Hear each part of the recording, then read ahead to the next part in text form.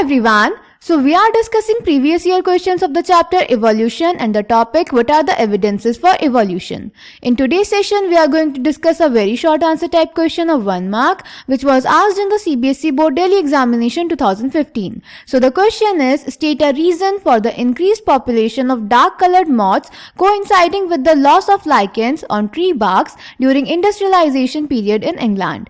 तो बेटा इस क्वेश्चन में हमें बताना है कि इंग्लैंड में जब इंडस्ट्रियलाइजेशन हुआ तो जो डार्क कलर्ड मॉथ्स थे उनकी पॉपुलेशन इंक्रीज हो गई और लाइकेंस की पॉपुलेशन डिक्रीज हो गई और साथ ही साथ जो लाइट कलर्ड मॉथ्स थे उनकी पॉपुलेशन भी डिक्रीज हो गई. तो इसके लिए हमें रीजन बताना है. So let's check the answer.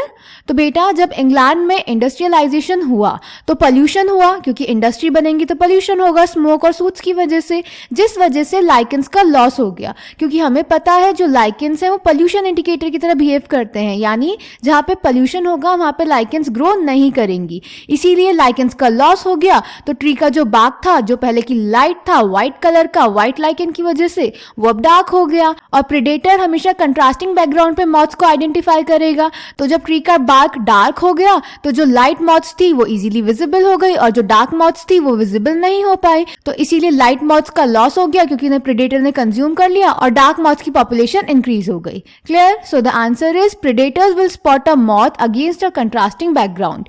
During post-industrialization period, the tree trunks became dark due to industrial smoke and soot, and lichens disappeared as they cannot grow in pollution. Under this condition, the white-winged moth did not survive due to predators as it was easily visible, but dark-winged or melanized moth survived as it was not visible due to the dark background. So I hope this question is clear to you. Thank you.